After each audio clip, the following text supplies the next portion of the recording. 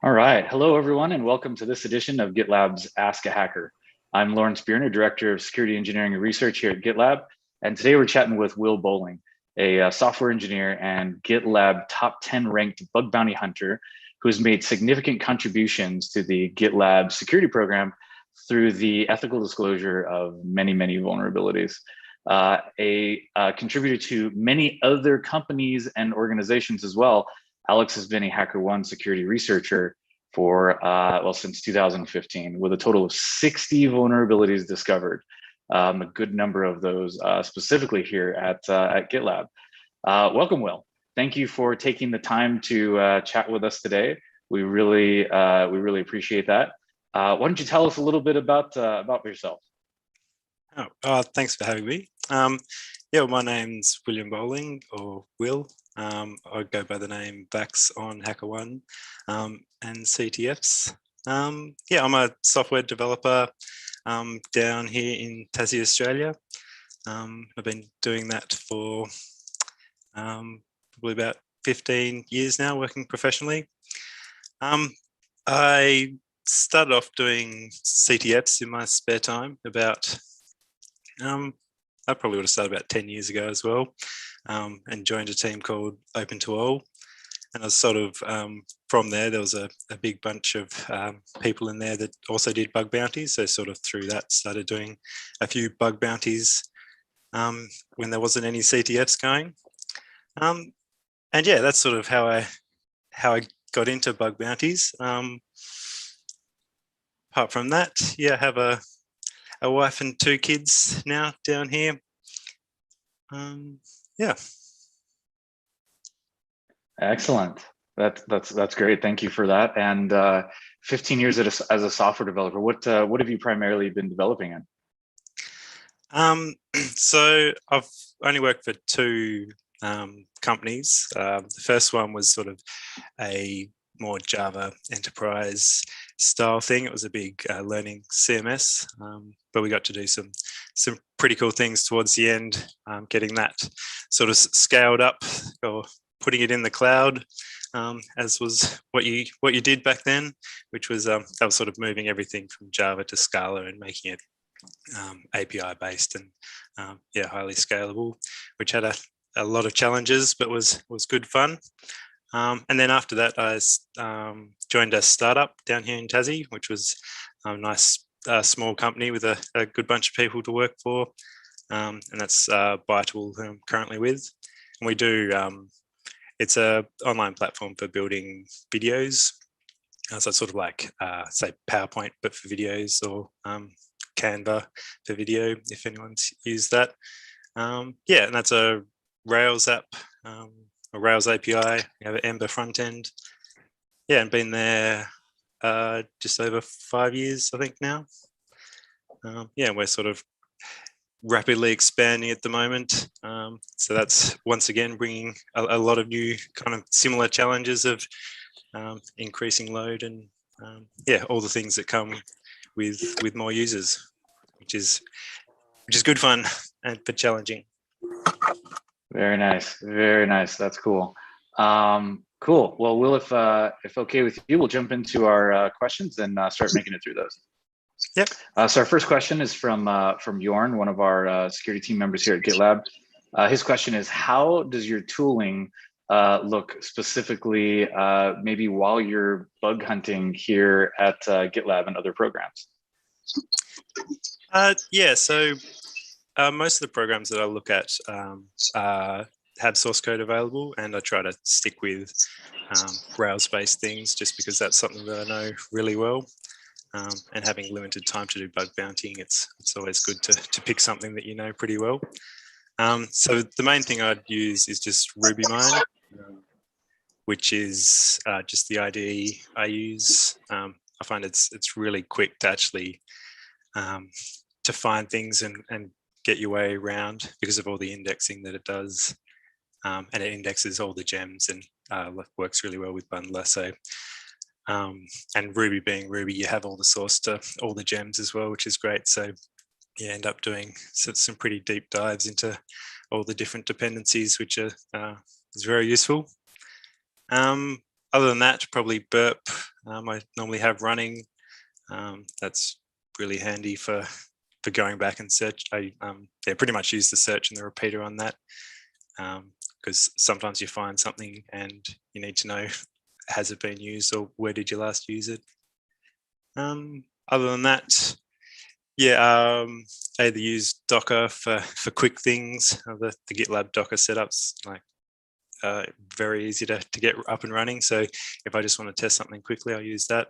And for more in-depth things, use Vagrant if I want to look at some more sort of low-level stuff that needs sort of OS access or kernel access. What else did I say there? Oh yeah, the perf tools is like a set of different utilities. I think there's BCC is another one, which have things like exe snoop, or there's one for seeing what files have been opened. So you can run that and do a few sort of maybe import a project, and you can see exactly what files are being touched and what's being opened, which is yeah, it's really quick for seeing if there's any, or what file access or what programs are being run. Yeah, that's great stuff. That is really, really good collection of tools there like that. Good deal. Our next question from Dominic, also one of our GitLab security team members. He says, hacking is nice. I like that. But let's talk about underwater hockey. It looks like a lot of fun. Do you play competitively or just for fun? And how long do you hold your breath underwater? Yeah, so hockey is something, there was a group of friends that we started playing in school, which would have been 10 or 15 years ago. We sort of started in D grade back then, and we just sort of kept at it and worked our way up the grades, I think, and made it up to A grade after a bit of time. And it's always been really fun. And then after a while, they they have tryouts for the state team, and so a few of us got into that, which meant we got to play for Tassie in the nationals. And so I've done that maybe four or five times, I think, and got a variety of results. And the other thing, there was one time that hasn't been for a little while due to COVID, but there's a Trans-Tasman competition, which is between Australia and New Zealand. So I managed to get onto the team for that and play against the Kiwis, which was heaps of fun. It's a really unusual but fun sport, and love playing. And as I mentioned in the answers, I also play underwater rugby, which is an even smaller sport and even stranger, but that's great fun too. That is awesome. I will be honest, before pre-reading these the question set, I didn't even know underwater hockey and underwater rugby even existed, which is way cool. This is awesome. I am now a bit obsessed with watching some of those videos online. This is good stuff. I think it's called the Octo Push or something in the UK is another name for underwater hockey, but underwater rugby is pretty fun as well if you can find some videos of that. It's played in the dive pool, so it's 5 meters down. With goals at the bottom and pretty much full contact. So it's and breath hold. If I'm just doing a static breath hold, maybe 2 minutes if I have a couple of goes at it. But you're swimming so fast underwater that you run out of breath very quickly. So it's all about sort of short, fast bursts. Impressive, really impressive. I like that. All right, on to question number 3 from Triu. Looks like most of your bugs involve looking deep into source code. How do you choose features or places before looking into the source code? It's a good question. So programs like GitLab, the source is very large. There's lots of different parts and components. So definitely reading up on what other issues have already been discovered. So whether that's other reports or looking at the patch notes and things like that, because I've found it's often hard to sort of fix all instances of the same bug. So yes, if there's been I think when I first started, there had been a couple of sort of file handling bugs. So that was sort of the first area I was looking at, was anything that was touching files that were user controlled. Yeah, so I think that's a pretty good way of narrowing it down. Because otherwise the scope can be pretty large and intimidating. Certainly would help you focus in. I can understand that. And also from Tree, question, next question that is, what are some bug types that you are bad at or not actively looking for while hunting? Yeah, so I think probably more permission related bugs. So things with multiple accounts or authentication issues. They're just things that I'm not really concentrating or looking. So I guess I don't spot them unless I actually actively go and look for them. I sort of more look at things where there's user controlled data. So anywhere that a single attacker can manipulate things, as opposed to IDOR type things. Good deal.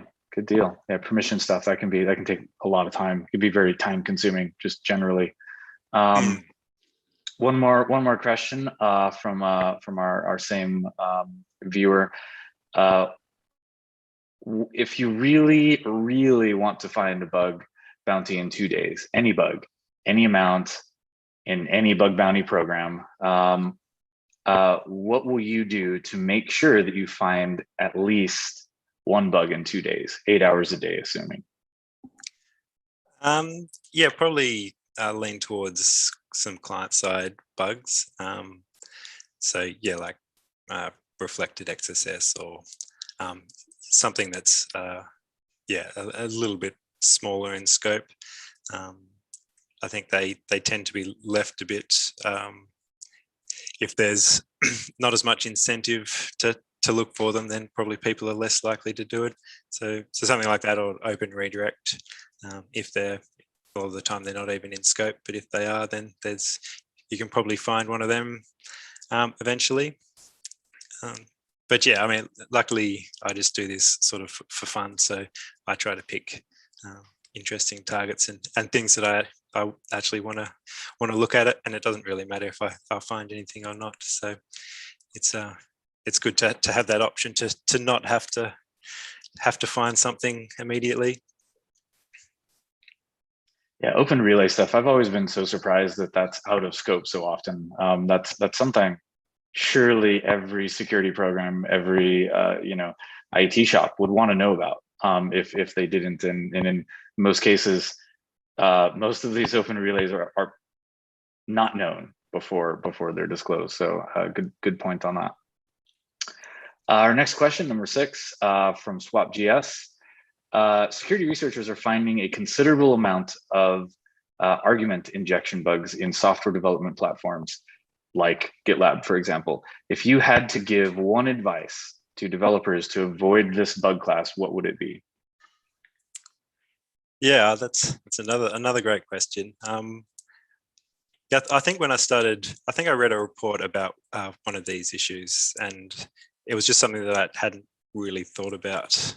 I hadn't even thought about that class of vulnerabilities before, because you think you're doing everything right and sort of escaping certain things and passing things in as an array, not manipulating strings. But then, if the arguments can start with a dash, you can do all sorts of other things. So I think it really depends on what you're calling out to. So there's most commands will support the double dash, which signifies that this is the end of the options, and anything after this is a path or something that's not going to be interpreted as a flag. I think the latest, or a couple of versions ago, Git introduced a new one because they had a few situations where the double dash was being used for something else. So if the command supports some explicit way of doing that, that's definitely use that. If you can get away with not using user supplied data in the commands, that's even better. Most things you can read something from standard in, or just redo how you're calling it. But yeah, other than that, like just having a single place where this kind of thing happens. So if you have a helper class or a wrapper class where you can separate out your flags from your arguments. And I think this is what GitLab or Gitly does now, is there's a separate tool where these are the flags, these are the arguments, and then you can have validation on them to make sure that none of the flags are, user controlled or something like that. That's really great advice. It's certainly a hard one to fix everywhere in one go.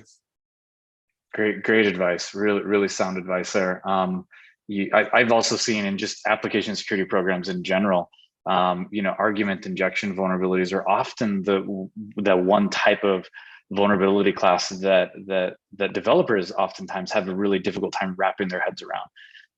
And I think that's one of the reasons why that tends to be a challenge to solve at times as well. All right, moving on to question number 7 from Brian, one of our GitLab team members. Are there any parts of GitLab that you think are really likely to contain security flaws that you haven't been able to find thus far? I don't think there's any particular area. I've got a couple of places that I want to sort of revisit, but they were just because they looked interesting or had some strange behavior. But no, I don't think there's any particular spots. Otherwise, I would have spent a lot more time looking at them. Yeah, I mean, GitLab has so many people looking at it that, yeah, it's pretty hardened and battle tested already. So I don't think there's going to be any sort of low hanging fruit anywhere, unfortunately. We appreciate that, and we certainly hope so as well. Yeah, so I guess the other thing is sort of applying a few more novel techniques to that. So there was, I think one of the last patches, there was a XS leak in Safari, which I've sort of only ever seen in CTFs before, which sounded really cool. So I hope there's a write-up for that at some stage. But things like that, or TLS poison, which is sort of another thing attacking sort of protocol level things. I guess if you can start applying some of that stuff, seeing if it affects GitLab at all, like that might be a way in.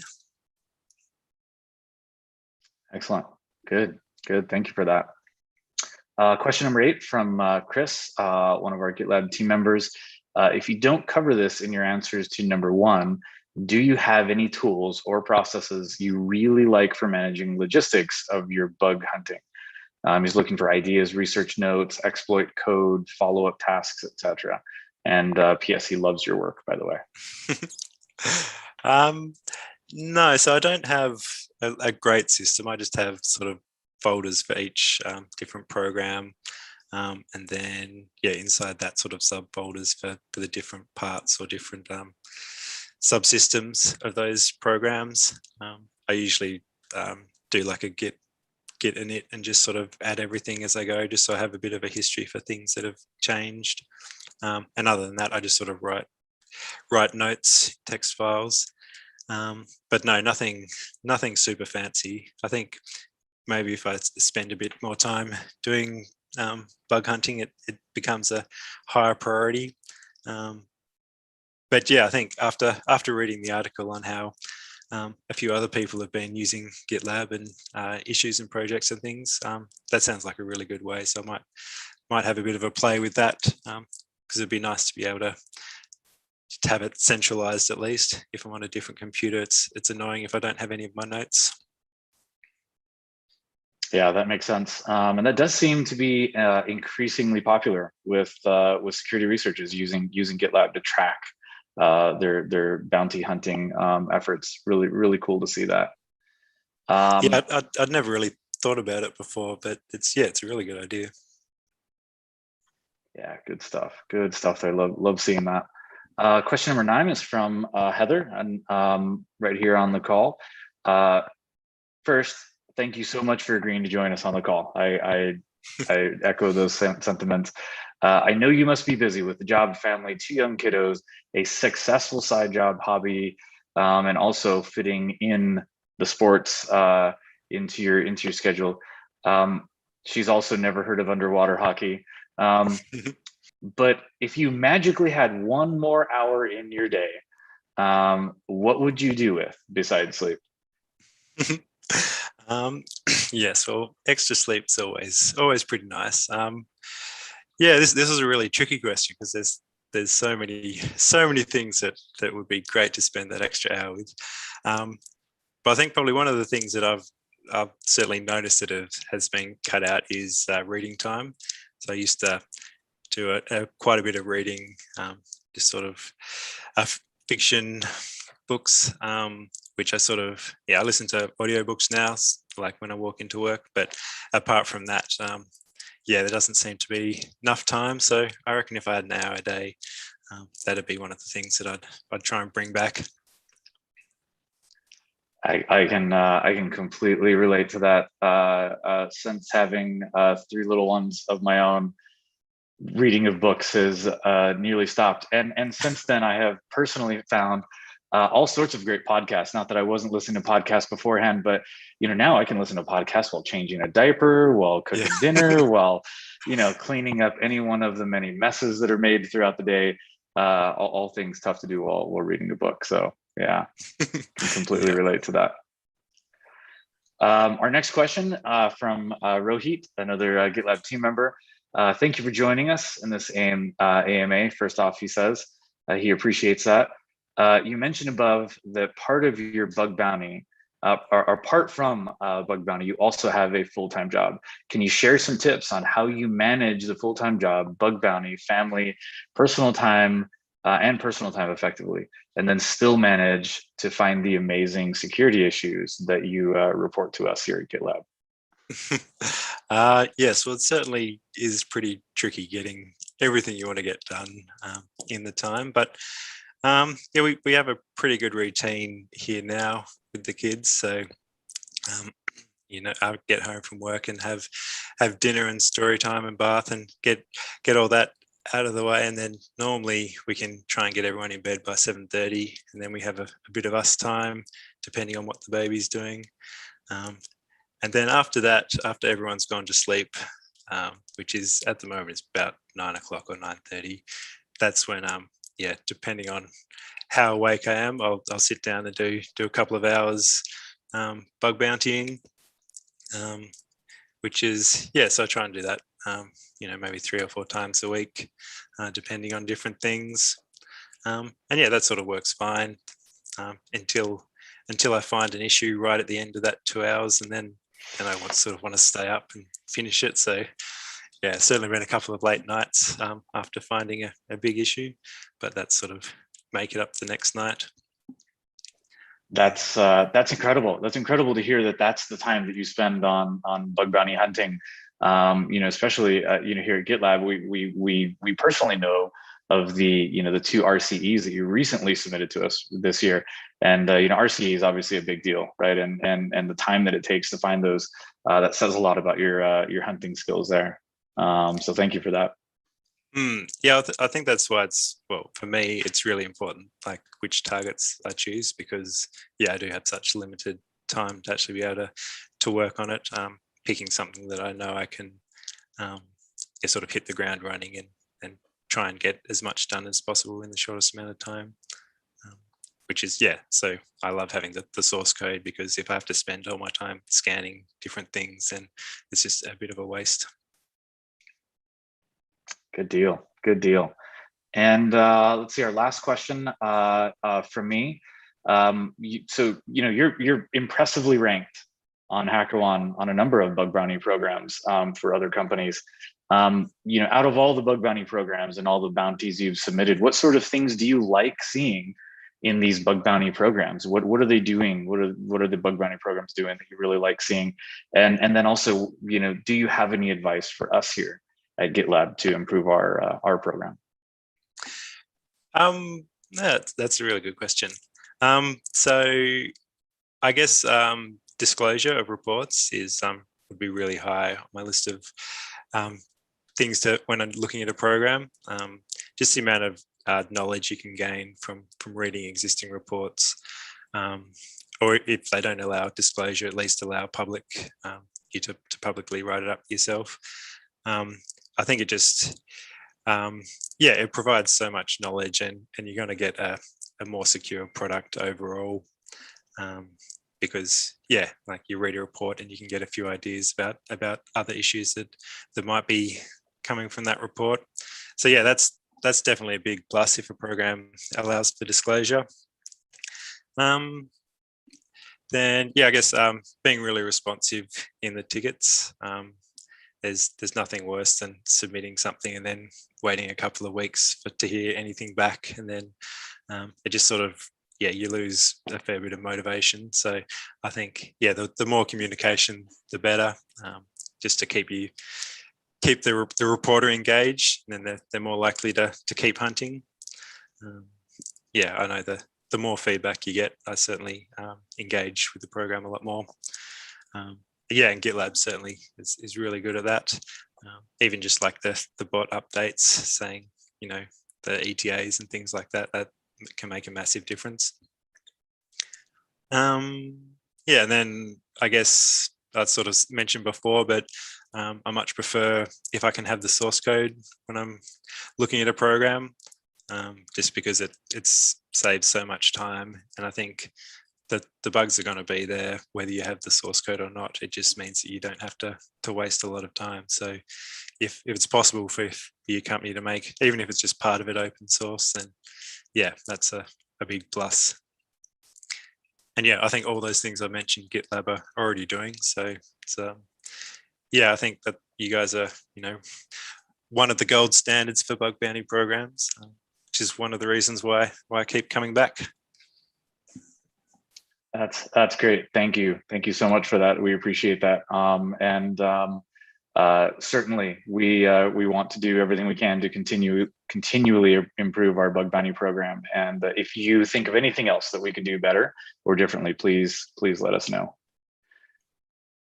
And that said, we are at time now. So we'll go ahead and wrap this up.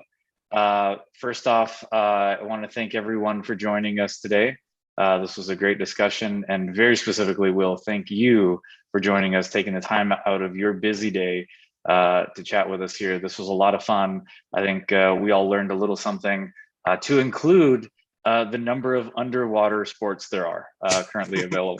So thank you for all of that. And we appreciate all of your efforts here at GitLab, and I'm sure we'll be talking to you again real soon. Thanks for having me. It's been lots of fun. Great. Awesome. Thank you, everyone. Take care. Thank you. Cheers.